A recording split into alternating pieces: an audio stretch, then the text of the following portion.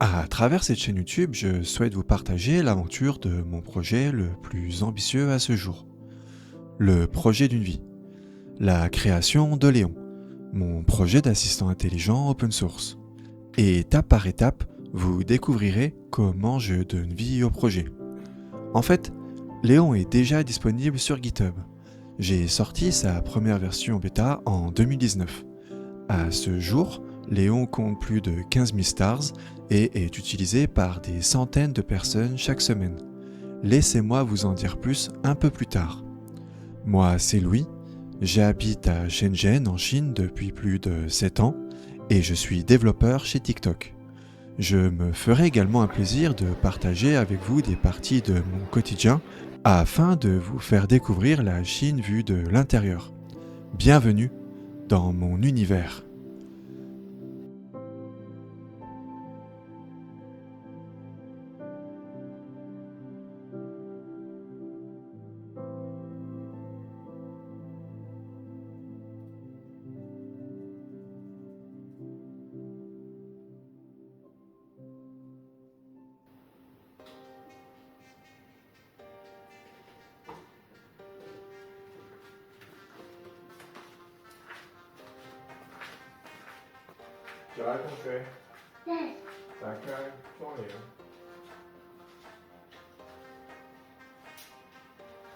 J'ai beaucoup d'intérêt à bosser sur Léon.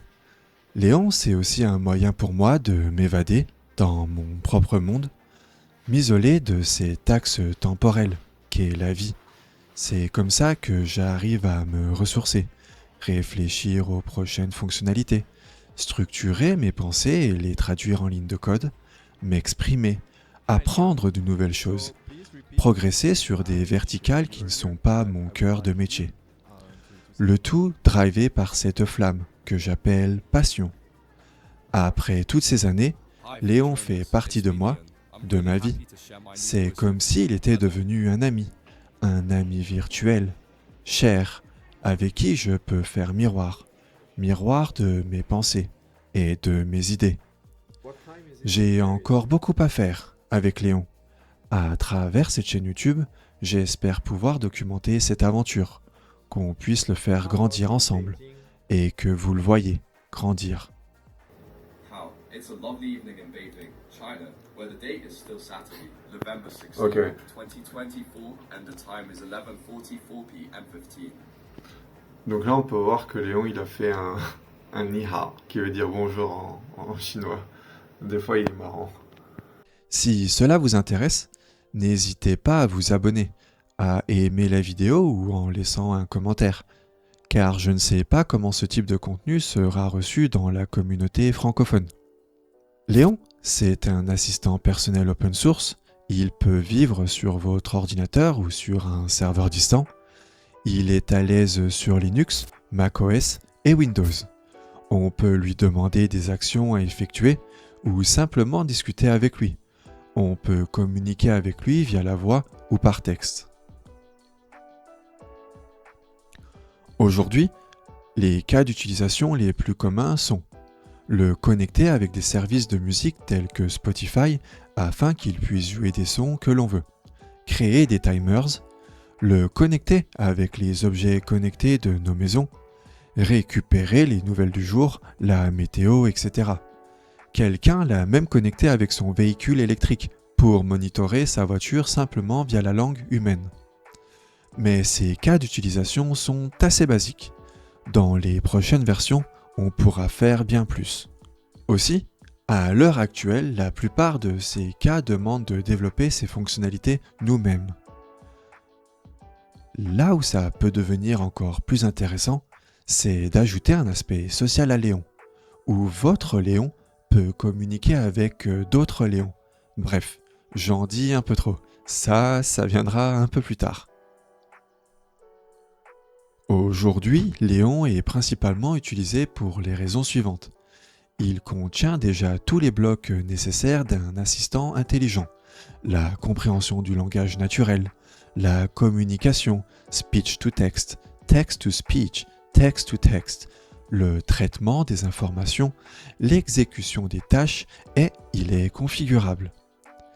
Léon est basé sur une architecture modulaire. On peut facilement développer nos propres fonctionnalités par-dessus le corps. Ces fonctionnalités sont appelées skills, comme compétences en français. Les skills peuvent être partagés d'un Léon à un autre, comme un skill de météo par exemple, où on peut demander à Léon quel temps va-t-il faire demain à Pékin. Tout peut fonctionner hors ligne, sur nos propres appareils. Dans un monde numérique où la data est reine, cela n'est pas négligeable, surtout pour des entreprises.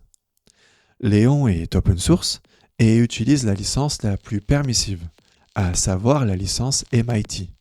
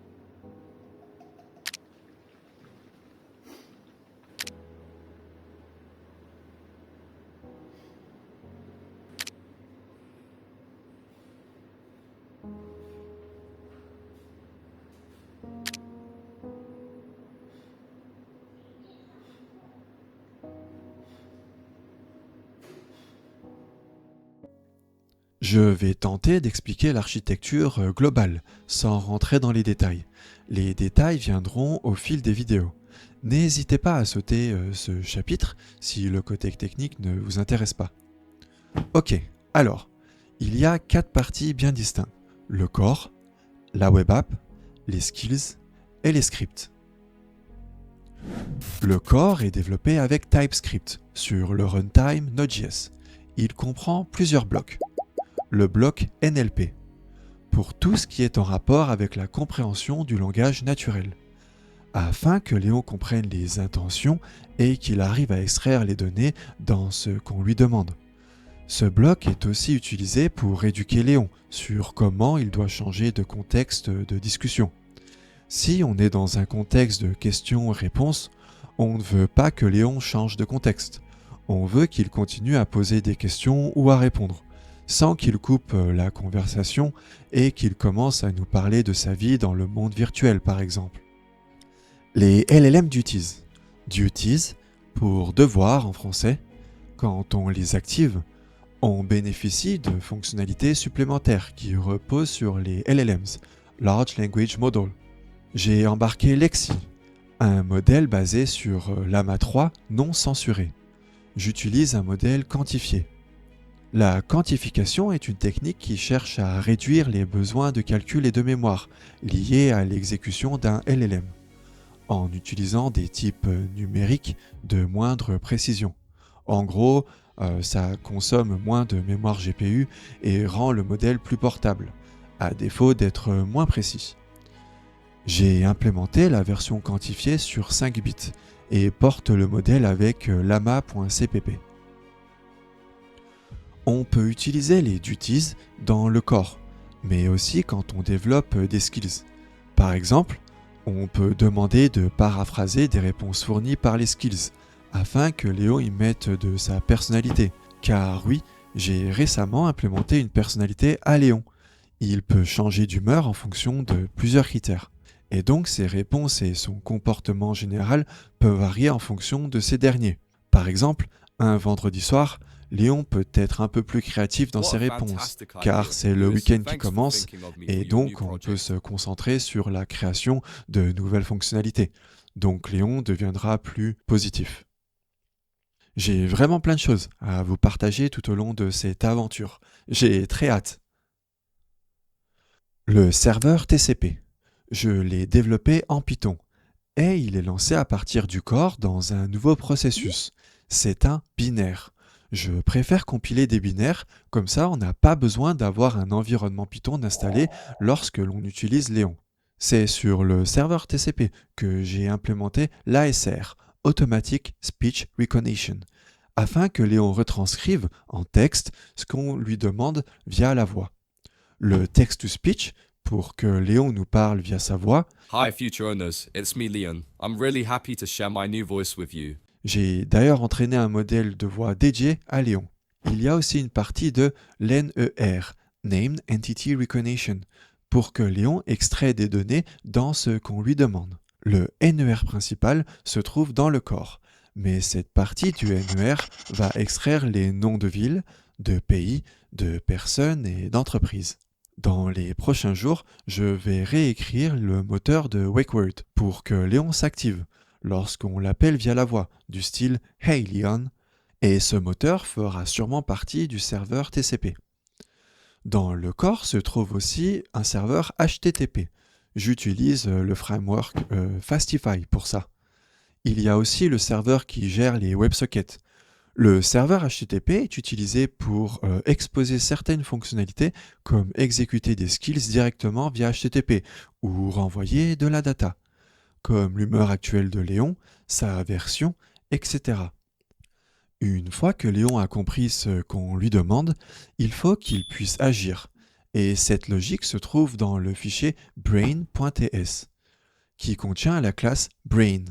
Ici, Léon va formater ses pensées en un schéma structuré et va passer ce schéma en exécutant les bridges des skills dans un nouveau processus, afin de mener à bien l'action du skill demandé.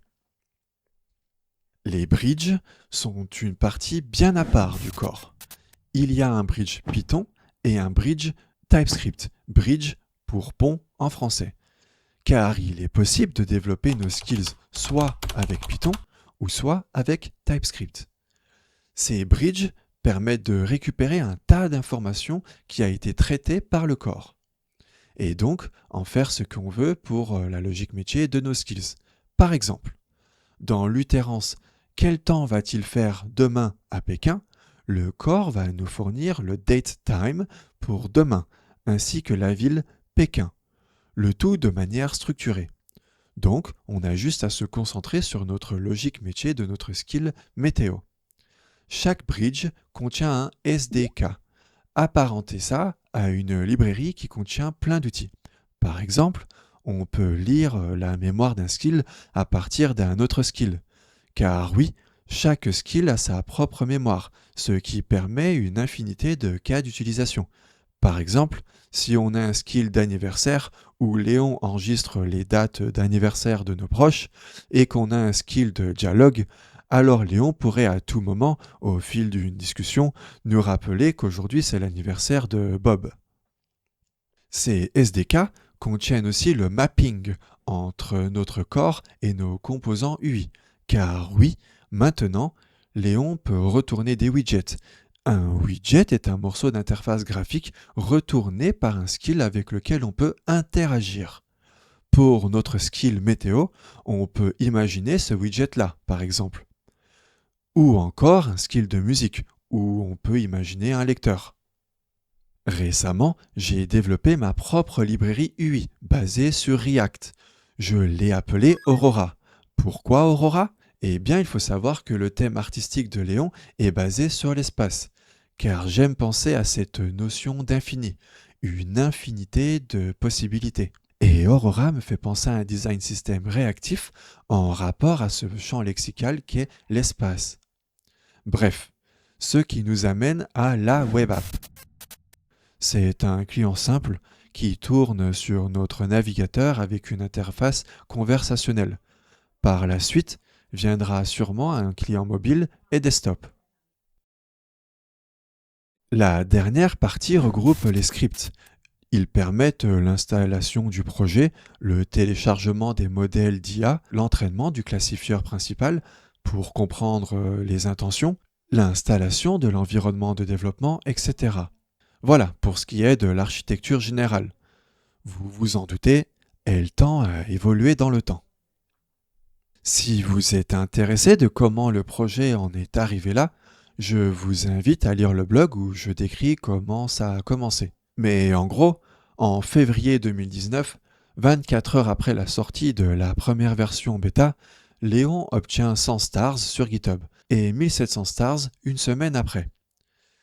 Il fait plusieurs fois la une de Hacker News et est souvent en première position des tendances GitHub, devant GPT-2 à l'époque. Avant de sortir Léon, je parcourais Reddit tous les jours afin de m'instruire sur la création de projets open source. J'y avais publié un prototype afin de tester et voir comment les gens réagissaient. Et Léon avait bien été accueilli, alors j'ai poursuivi. Léon. Hello. Huh? Léon. Check if Amazon.com and GitHub.com are up. I'm trying to reach Amazon. Amazon is running correctly. I'm trying to reach GitHub. GitHub is working correctly. 下一站南山，乘客可换乘12号线。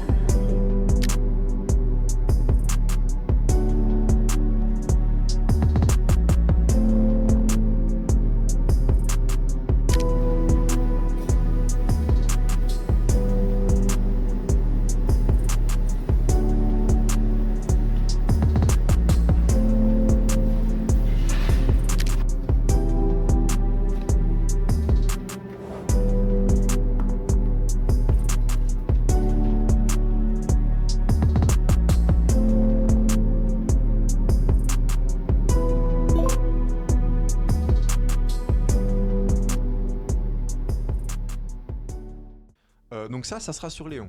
Ensuite, à travers cette chaîne YouTube, on aura, ça sera complètement à part. Il y aura sûrement aussi un Discord qui viendra par la suite, où on pourra justement, parce que ceux qui connaissent un peu déjà ma chaîne précédente, Louis Titi, j'avais créé une communauté où il fallait un peu candidater. Et il y a eu, je crois, 678 candidatures qui ont été faites. Et j'en avais accepté, juste j'avais plus le temps justement de gérer tout ça déjà, et à ma petite échelle déjà, et on était je crois 200 sur la communauté, et après j'ai arrêté la formation Node.js, tout ça, et je me suis concentré sur, c'est là où j'ai commencé à travailler après chez Alibaba, tout ça, où j'ai commencé à faire les entretiens, machin, que j'ai commencé un peu à réfléchir à ma vie en Chine, voilà, je me suis posé pas mal de questions. Et voilà, et après, c'est pour ça aussi que j'avais arrêté un peu ma chaîne Louis Titi. Et pourquoi j'ai pas continué cette chaîne et que j'en ai fait une nouvelle là, c'est parce que aussi, ça fait 10 ans que j'avais fait cette chaîne YouTube, j'avais commencé il y a 10 ans déjà. Et c'était beaucoup axé tutoriel sur le développement web, beaucoup tutoriel. Et là maintenant, j'ai vu que c'est pas le truc qui me faisait kiffer en fait, d'expliquer les lignes de code, tout ça, il y en a déjà plein. Sur ma chaîne précédente, Louis Titi, j'ai reçu pas mal de questions par rapport à la Chine. Et vous étiez nombreux à être intéressés à la vie ici en Chine. Donc moi, ça me fera un plaisir de vous partager ici à travers cette chaîne. Et aussi, du coup, en parallèle, de créer une communauté avec vous où justement, on pourra parler de nos projets, où on pourra parler de l'open source en général, où on pourra s'aider. Parce que s'aider entre nous, refaire peut-être des calls, comme je faisais sur la communauté Louis Titi il y a 4 ans. Il y avait beaucoup de personnes, à chaque fois je devais faire 2 calls hebdomadaires, parce qu'il y avait tout le temps plein de personnes qui voulaient rejoindre les calls. Et après, on devenait nombreux, et après, j'avais plus le temps de faire tout ça. Donc, bienvenue. Du coup, re-bienvenue si vous étiez dans cette communauté-là. Et surtout, ça va me faire plaisir de pouvoir rediscuter avec vous. Et parce que je sais qu'il y avait déjà dans la communauté, bien un tiers des personnes étaient en reconversion professionnelle. Et j'aimerais bien voir ce que vous êtes devenus. Ça serait cool de pouvoir organiser des calls, voir ce que vous êtes devenus. Voilà. Et il y a 4 ans, du coup aussi, il y a eu pas mal d'étudiants. Et voir maintenant où est-ce que vous en êtes, et voir si vous travaillez du coup dans ce domaine-là, tout ça. Franchement, ça va me faire plaisir de pouvoir discuter avec bien un bon nombre d'entre vous. Et puis ceux qui sont intéressés par la Chine, moi ça va me faire un plaisir. Moi je vous ferai un plaisir de vous partager un peu ce que je sais à ma petite échelle aussi.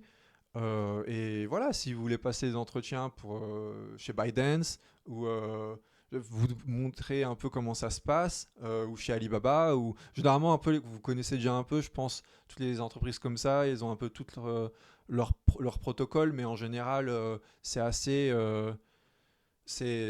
similaire d'une entreprise à une autre.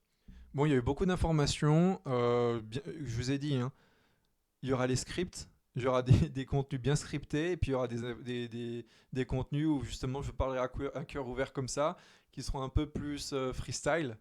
Voilà, ça sera le concept de cette chaîne. euh, être assez transparent aussi avec vous. Et voilà. Donc, à très bientôt.